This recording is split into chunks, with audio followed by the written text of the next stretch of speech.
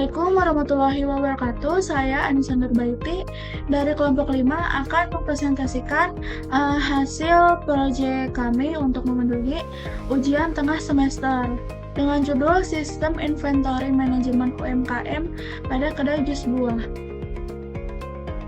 Nah, selanjutnya ada anggota kelompok. Di sini ada saya sendiri, Anissa Nurbaiti sebagai test engineer, ada Cleo Canda Aulia Swita Dewi sebagai business analis, ada Nabila Sofa Nur Atira sebagai sistem analis, selanjutnya ada Nazoka Lazibawe sebagai project manager, ada Nivia Ayu Andini Asih sebagai software engineer, dan terakhir ada Salsabila Intan Anjani sebagai UI UX design.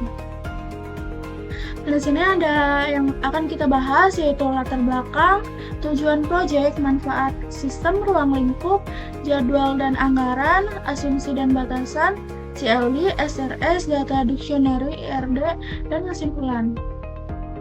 Nah, yang pertama ada latar belakang. UMKM memiliki peran penting dalam perekonomian Indonesia, terutama di sektor kuliner seperti kedai jus buah. Namun, banyak kedai masih mencatat stok bahan secara manual yang menyebabkan kesalahan pencatatan, pemborosan bahan, dan sulitnya memantau bahan yang hampir kadaluarsa. Karena itu, dibutuhkan sistem digital yang mampu mengelola stok secara otomatis, memberikan notifikasi, dan menyajikan laporan secara efisien. Selanjutnya, tujuan proyek. Proyek kami ini bertujuan untuk mengembangkan sistem inventory manajemen berbasis web yang membantu pemilik kedai jus dalam mengelola bahan baku dengan lebih efisien. Sistem ini diharapkan dapat mengurangi pemborosan bahan yang mudah rusak, mempermudah pencatatan keluar masuk stok, serta menyediakan laporan pembelian dan penjualan yang akurat. Selanjutnya ada manfaat sistem. Sistem kami ini membantu pemilik kedai jus dalam mengelola bahan baku secara lebih efisien. Dengan adanya pencatatan otomatis, risiko kesalahan manusia dapat dikurangi, pemborosan bahan dapat diminimalkan, dan keputusan pembelian bahan menjadi lebih tepat. Selain itu, sistem ini juga mendukung proses bisnis yang lebih cepat, transparan, dan terdokumentasi dengan baik. Nah, selanjutnya ada ruang lingkup project. Di sini ada fitur yang termasuk di dalam project kami, yaitu InScope. Ada manajemen data yang di dalamnya ada bahan baku, produk, dan supplier. Selanjutnya ada manajemen stok, stok masuk dan keluar otomatis, notifikasi, stok menipis atau expired. Selanjutnya ada manajemen penjualan. Di dalamnya ada transaksi penjualan dan riwayat penjualan. Selanjutnya ada laporan dan dashboard. Nah, ini stok penjualan dan bahan mendekati expire. Dan terakhir ada user management, login multi role. Nah, usernya di sini ada admin, owner, dan karyawan. Nah, fokus utama proyek kami yaitu pengelolaan stok bahan baku dan laporan berbasis web. Ada juga fitur yang tidak termasuk dalam proyek kami, yaitu out of scope.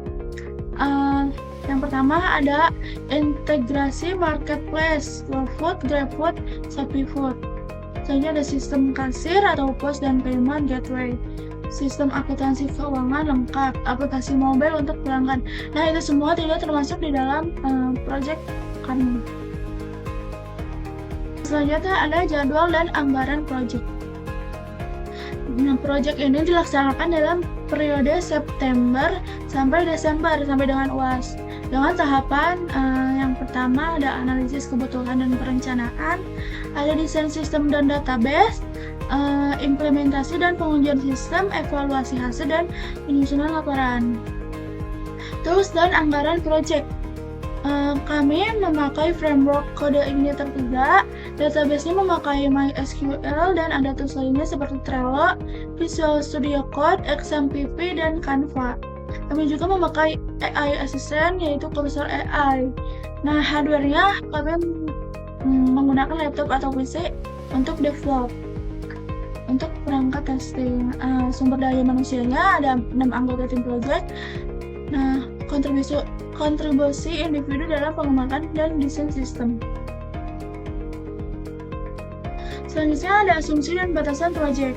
Asumsi Yang pertama, semua anggota tim aktif berpartisipasi selama proyek berlangsung. Pemilik kedai memberikan data bahan dan penjualan yang akurat. Pengujian sistem dilakukan bersama pemilik kedai. Yang terakhir ada sistem dikembangkan dan diuji di lingkungan lokal atau lokalis. Nah, batasannya, proyek kami fokus hanya pada sistem inventory internal tanpa ada marketplace atau payment. Yang kedua, ada pengujian dilakukan terbatas pada perangkat tim. Yang ketiga, waktu pengembangan terbatas September sampai dengan Desember. Yang terakhir, tidak ada pendanaan eksternal untuk lisensi tambahan. Selanjutnya ada casual web diagram atau CLD.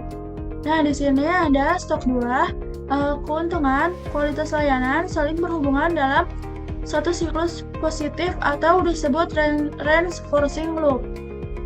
Ketika stok buah meningkat, kualitas layanan juga akan naik karena kedai dapat melayani pelanggan dengan cepat serta menggunakan bahan yang segar.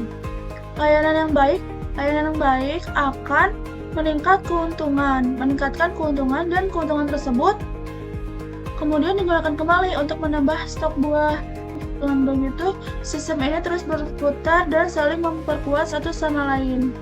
Jadi stok buah, kualitas layanan, keuntungan ini saling berputar. Selanjutnya ada CLD yang balancing loop atau penyeimbang. Pada diagram ini digambarkan hubungan antara pengelolaan stok buah, pemborosan bahan, dan stok buah dalam bentuk balancing loop atau siklus penyeimbang. Ketika pengelolaan stok buah dilakukan dengan baik, maka pemborosan bahan dapat berkurang. Jika pemborosan menurun, keuntungan akan meningkat karena bahan yang tersedia dapat dimanfaatkan secara maksimal. Keuntungan yang meningkat memungkinkan penambahan stok buah. Dengan demikian, pengelolaan stok buah yang efektif membantu menjaga agar bahan tidak berlebih dan tidak terbuang sia-sia. Selanjutnya ada SRS atau System Requirement Specification. Nah, ini ada kebutuhan fungsional dan kebutuhan non-fungsional. Kebutuhan fungsional kita yaitu login multi role, yaitu ada admin, owner, karyawan. Selanjutnya ada manajemen bahan baku, supplier, produk, dan penjualan. Nah, kita ada pencatatan stok masuk dan keluar otomatis. Selanjutnya ada notifikasi stok menipis atau bahan kadaluarsa. Yang terakhir ada laporan stok, pembelian, dan penjualan. Selanjutnya ada kebutuhan non-fungsional. Yang pertama, sistem ini berjalan real-time di lingkungan lokal atau localhost. Nah, yang kedua, keamanan login dengan autentifikasi role pengguna. Ketiga, ada antarmuka sederhana dan responsif agar mudah digunakan. Ketiga, ada backup data secara berkala untuk menjaga keamanan informasi. Selanjutnya ada data dictionary atau kamus data yang berisi penjelasan mengenai entitas dan atribut yang digunakan di dalam sistem. Pertama, terdapat entitas user yang menyimpan data pengguna sistem seperti nama, username, password, serta peran atau role pengguna. Selanjutnya ada entitas bahan. Entitas bahan ini berisi informasi terkait bahan baku yang digunakan dalam pembuatan jus. Kemudian ada entitas supplier untuk menyimpan data pemasok bahan baku. Selanjutnya ada entitas produk. Nah, entitas produk ini untuk mendata jenis-jenis jus yang dijual. Selanjutnya ada resep produk. Resep produk ini menjelaskan komposisi bahan dalam setiap produk jus. Selanjutnya ada stock batch. Stock batch mencatat penerimaan bahan secara detail. Nah, selanjutnya ada transaksi masuk yang mencatat pembelian bahan. Nah, di sini ada tanggal masuk, jumlah harga, total harga. Selanjutnya ada entitas penjualan. Di sini ada transaksi penjualan, produk yang dijual, yang input penjualan, jumlah produk dijual, dan lain-lain. Selanjutnya ada stok keluar. Di sini mencatat bahan yang keluar, jumlah bahan yang keluar, tanggal keluar, waktu keluar, tipe pengeluaran. Selanjutnya ada entitas waste. Nah, entitas ini mencatat bahan yang terbuang, dari jumlah bahan yang terbuang, tanggal pembuangannya, alasan pembuangannya, dan juga ada catatan tambahan juga. Selanjutnya ada entitas notifikasi. Nah, ini memberikan otomatis saat stok menipis atau bahan mendekati kadaluarsa. Selanjutnya ada ERD atau Entity Relationship Diagram. Ya, pada bagian atas terdapat user, produk, bahan, dan supplier. Entitas user menyimpan data pengguna sistem seperti admin, owner, dan karyawan. Entitas ini terhubung dengan entitas penjualan dan transaksi masuk karena setiap transaksi dicatat oleh pengguna tertentu. Selanjutnya ada entitas produk. Entitas ini berisi data jus yang dijual dan berhubungan dengan entitas penjualan dan resep produk. Selanjutnya ada entitas bahan, menyimpan data bahan baku dan terhubung dengan resep produk ini dengan stock batch tetap terhubung dengan waste. Ini ke bawah. Selanjutnya ada entitas supplier, berhubungan dengan stok batch karena setiap stok bahan berasal dari pemasok tertentu. Kemudian di bagian tengah terdapat entitas resep produk yang menjadi penghubung antara bahan dan produk. Ini setiap produk memiliki satu atau lebih bahan yang digunakan sesuai resep. Lalu ada entitas penjualan, mencatat transaksi penjualan yang dilakukan, sedangkan transaksi masuk mencatat data pembelian atau penerimaan bahan baku.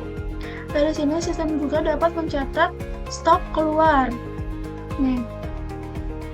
yaitu bahan yang digunakan untuk produksi.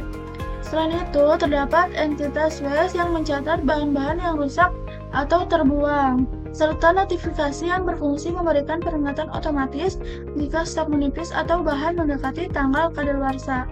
Nah, secara keseluruhan, hubungan antar entitas ini membentuk satu sistem database yang terintegritas untuk mendukung proses pengelolaan stok, penjualan, dan laporan pada kedai jus buah. Next, nah kita masuk ke programnya terlebih dahulu. Kita coba programnya. Kita mencoba daftar di sini. Ini aja ya. Pilih role, kita pilih sebagai owner deh. Nah, ini juga sudah terdapat validasi minimal 8 karakter. Nah, dimulai dengan huruf besar, mengandung huruf kecil, mengandung angka, mengandung simbol. Kita coba. Ya. Daftar. Nah, kita login.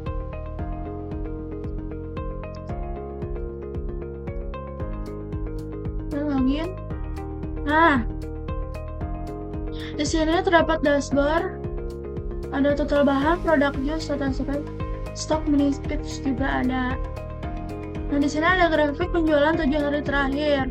Produk terlaris bulan ini juga ada. Nah, peringatan stok menipis, penjualan terbaru, stok terbaru. Nah, sidebar-nya ada supplier, bahan baku, produk jus, stok masuk, penjualan, waste management. Di sini juga ada laporan penjualan, laporan stok, laporan pembelian, laporan waste, stok menipis, mendekati expire. Nah, ini notifikasi manajemen user profile, lalu logout. Kita logout ya. Nah, berikut tampilan database yang kami gunakan, yaitu pada kedai jus. Di dalamnya terdapat beberapa tabel yang memiliki data utama sistem, seperti tabel user untuk menyimpan data pengguna, bahan baku untuk bahan, untuk data bahan, supplier untuk memasak, serta produk jus dan resep jus yang digunakan dalam proses pembuatan produk. Selain itu terdapat tabel stok. Ini terdapat stok masuk untuk mencatat pembelian bahan, penjualan, dan detail penjualan untuk mencatat transaksi penjualan, serta tabel notifikasi ini untuk menyimpan peringatan stok menipis atau bahan yang mendekati kadaluarsa. Kemudian ada tabel list kategoris, list disposal, list management yang digunakan untuk mengelola data bahan yang terbuang. Seluruh tabel ini saling terhubung dan membentuk satu sistem database yang terintegritas dengan baik. Kita lihat ya. Nah, ini ada bahan baku, ada jeruk, apel, mangga, susu, gula pasir, buah sirsak, buah nanas. Juga penjualannya segini. Kita sudah terjual segini. Notifikasinya juga, nah, sama sistem telah diperbarui dengan fitur terbaru. Penjualannya produk jus, dulu resep jus, kita buat sendiri resep jusnya. Lalu ada supplier, nah di sini ada supplier buah segar, supplier gula, elak buah, dada segar. Nah ini ada usernya, kita udah masuk admin, owner, karyawan. Nah ini ada bahan yang terbuang, misalnya buah busuk, susu expired, kemasan rusak, dan lain-lain. Segitu saja penjelasan programnya. Kita lanjut ke PowerPoint.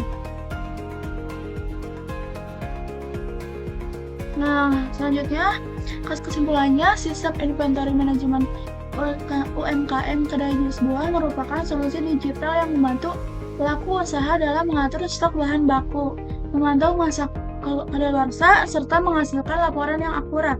Sistem ini tidak hanya meningkatkan efisiensi operasional, tetapi juga membantu mengurangi pemborosan dan meningkatkan kualitas layanan pada pelanggan. Selanjutnya, demikian presentasi yang dapat saya sampaikan mengenai proyek sistem inventory manajemen UMKM pada kedai jus buah. Saya ucapkan terima kasih atas perhatian dan waktunya. Semoga sistem yang kami rancang dapat memberikan gambaran yang jelas mengenai penerapan teknologi informasi dalam pengelolaan stok pada usaha kecil menengah. Mohon maaf bila ada salah kata. Wassalamualaikum warahmatullahi wabarakatuh.